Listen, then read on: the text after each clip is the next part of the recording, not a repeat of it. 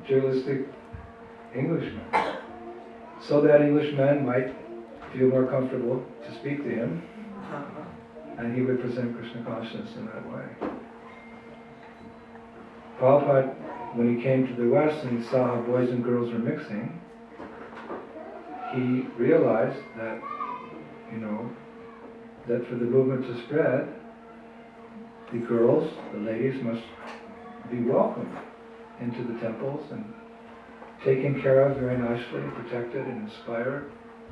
And as a result, Prabhupada would sometimes say, these young ladies are doing as much as the boys in preaching Krishna consciousness. He didn't see actually any difference. If you read a very nice book by Dinatarini Mataji, who was the best friend of Yamuna Devi Dasi, how Prabhupada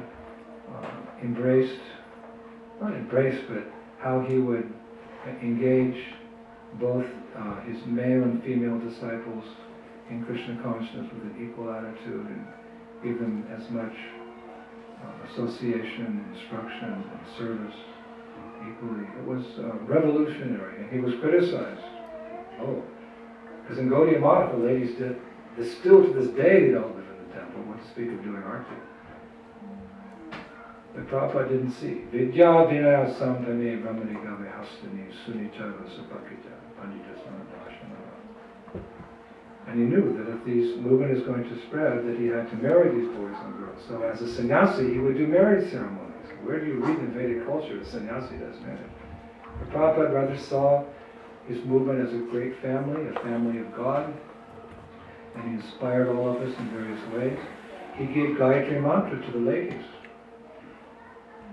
This is something his own Guru Maharaj didn't do. Prabhupada was the first one to give Gayatri to women.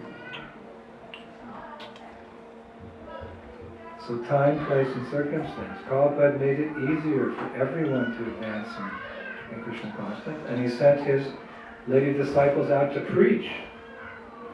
Even today you go to India, where are the ladies on the streets preaching? It's still not happening. But Prabhupada did that. Because he saw without distinction, he saw the soul. And he knew Western standards in order to present Krishna consciousness. He would do like that. When he first came, he wanted us to chant 64 rounds. Okay, 32. 16 minimum. And even that, many devotees cannot follow. Or the basic four principles. So, one time he said, most of my disciples are aspiring for the heavenly planets, Svargaloka. Not for Godhead. Because Godhead means you have to accept some discipline. Nothing great in this world is ever achieved without discipline. So we like to speak of the highest goal, Paramagati. Disciple means one who practices discipline. One time Prabhupada was on the Vyasasana, he was speaking very strongly, you have to fully surrender. And he could see, the faces of his disciples like, what the, that's really far away from me. No, full surrender if you want to go back to Krishna. So he could see, they're losing hope. So he said, okay, at least 90% surrender. And still, he could see their face. He said, all right, 85% surrender to Lord Chaitanya. And still they were thinking they couldn't do it. And as Prabhupada got off the Vyasasana, he took his charter and threw it over his shoulder. He said, all right, 76%, but not less. So we have some concession there, but we shouldn't abuse that. The conception is 4 principles, 16 rounds a day, association with devotees, don't eat any unoffered food, attend the nice festival programs, take instruction from Vaisheshika Prabhu and other senior devotees. It's actually quite a simple process. We sometimes make it more complicated. But if we follow that simple process, then Punarjanma Nividyate. It's possible. ISKCON devotees have gone back to the spiritual world. It's been recorded. It's been registered. When Jayananda Prabhu left, Prabhupada wrote him and he said, if you have any material desires left, then you've gone to Svargaloka, where you can fulfill those desires for millions of years. And from there you can promote yourself to Vaikuntha. I was thinking, wow, Krishna's so kind that if we're still holding on to some desires, we don't have to come back and try to fulfill them on this miserable earth planet where you can see heaven and hell equally. But you go to Svargaloka, where birth, death, and disease are almost conspicuous by their absence. And from there you fulfill them and you become convinced that, chanting's better, and you gradually go back to Vaikuntha. But Prabhupada said, even then, if you don't fulfill your desires, you don't make it back to Vaikuntha, you're born again on the earth planet. You take birth in a family of devotees. Like little Vrindavan here. That's you. You take birth. And in the association of a Krishna conscious mom and dad and a little Krishna conscious sister, you make progress and you go back to the spiritual world. But do we want to go to Svargaloka for millions of years? Do we want to come back to this? One time a disciple said to Prabhupada, I just want to distribute your books life after life. Now that's a nice sentiment. The Prabhupada said, what? He said, no. Try to finish up Krishna consciousness in this life because this Kali Yuga is going to get very, very bad. But then he wrote to Jayananda, he said, but because you were hearing the Hare Krishna mantra when you died, I say you have gone to Krishna Loka. And here's a devotee who had been serving, this is the beginning of the movement, maybe 10 years, 12 years. And very sincere devotee. Prabhupada said Jayananda is our first saint in Krishna consciousness. But Prabhupada said, if you have material desires, then. But he said, irregardless, because you were hearing this mantra, Hare Krishna, Krishna Krishna, Hare Hare, Hare Rama, Rama, Hare Hare. Akama, how does the verse go? Jivena Bhakti Yogina, where they're full of material desire, no material desires, desiring liberation. If one serves the lotus feet of Krishna, he can achieve perfection. So no matter who we are, what we're doing, what is our state, if we practice this, Hare Krishna, Krishna Krishna, Hare Hare, Hare Rama, Rama Rama, Hare Hare, it'll become second nature. And when death comes, you'll naturally chant. You'll naturally chant. Your real heart will be revealed. Actually, Jayananda, I was told, was not necessarily conscious or able to chant because of his leukemia, but he was hearing a tape of Prabhupada singing kirtan. That's how powerful the mantra is. He was hearing Prabhupada's kirtan. That may not be our case. We may not be fortunate enough to have the tape playing. We may be in a car accident, we may fall off a cliff, we may have a heart attack. So we have to, as far as possible, practice. Hare Krishna, Krishna Krishna, Hare Hare, Hare Rama, Rama Rama, Hare Hare. If you can't fake it, you have to practice. It has to become your second nature. Oh yeah, I'll chant. Mommy! Actually, I've got a report that most soldiers during the Vietnam War, when they died, their last words were crying out to their mother in desperation. These are men, but the inner heart was revealed. So your inner heart will be revealed when you die. Bhaktivinoda Thakur said, your bhajan will be tested at death. Because your bhajan purifies the heart. Chaitodarpana marjana, and more important, it awakens the love for Krishna. So it'll all be, your real state will be revealed at death. Just like during World War II, on both sides, the Allies and the Axis, they would train their people up to join the foreign army and go up through the ranks and become officers. In other words, German soldiers would learn English so well, English mannerisms so well, English history so well, and with the proper identity papers, they would secretly go to England, join the army, go up through the ranks and become officers. German spies would become British officers. And British officers would learn German so well, can you imagine? German mannerisms, German history. They would sneak into Germany and become part of the Third Reich. And they would work their way up and become German officers. And they would tell the secrets back and forth. What kind of caliber of a person you have, how much courage you have to do something like that. And there's a very famous incident that the top British officer corps, I think there was 20 of them or 21 of them, they were the ones who were making the battle plans after D-Day, Normandy, sweeping into Germany. They were making all the strategies, 21 men.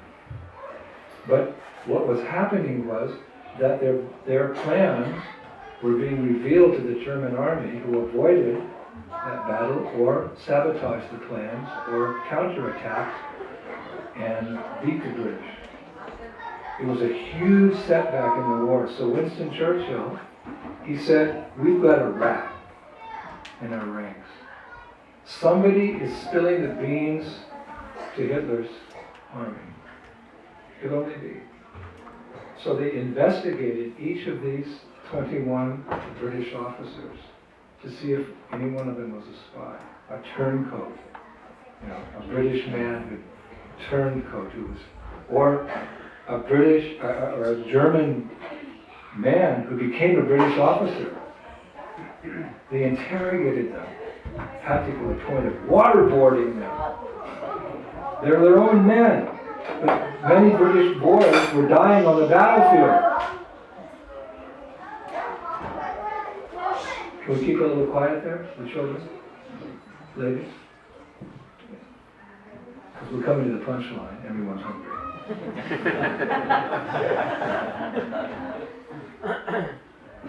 Churchill himself came. And he could not determine who was the rat. They call that the mole. A mole's a bad rat. Couldn't determine. But he had some, he was a leader, and he had some intuition. Like you hear of a woman's intuition. It's something more subtle than the intelligence. She just can see something that you may not be able to see, a woman's intuition. So Hitler, as a leader, he had this intuition as a leader. You could say it's a gift of God. And he suspected one British officer might be the rat. So he came up with a very interesting plan how to, reveal if this man was a rat. He's German. So he told the head of the army to assemble all the men, and he whispered in his ear. So Churchill sat down, and the soldiers were coming in one by one. And then once one of the officers came in, and that brigadier general slammed the door on his hand. I mean, have you ever had a door slam on your hand? Do you say Hare Krishna or something else? When they slammed the door on that British officer's hand, "Achtung, mein Herr! Das not gut, ja!" So Hitler said, "Come with me." Winston Churchill said, "You come with me." Because he'd been revealed at a time of great stress and difficulty, instead of, "Oh, God save the Queen."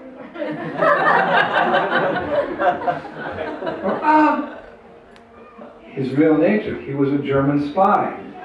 He spoke in his native language. "Achtung, mein Herr, das not gut, ja."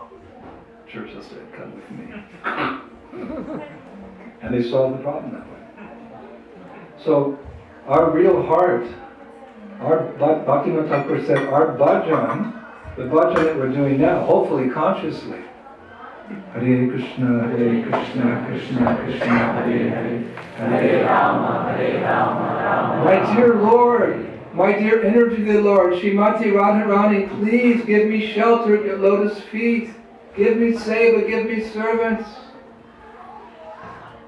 That's the mood of chanting. We're not just chanting a mantra like it's some mechanical thing, you pile up the numbers and you get some credit.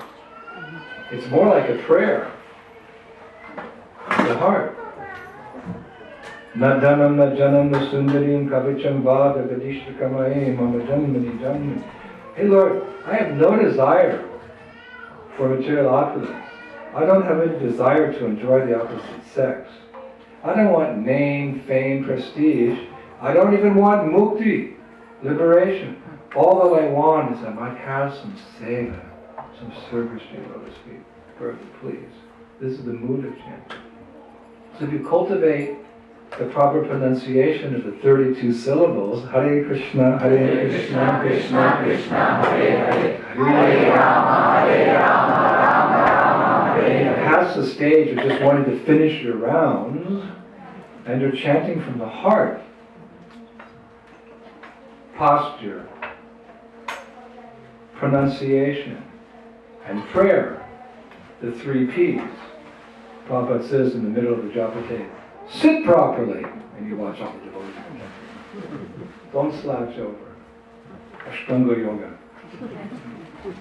Pronounce the 32 syllables and say it with some affection. You may not have prema, but at least you can be thankful that your Guru Maharaj saved you from samsara, from the forest fire of material existence.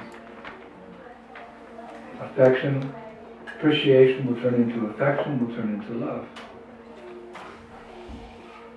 That type of chanting will bear the fruit that Krishna will become the Lord of your heart.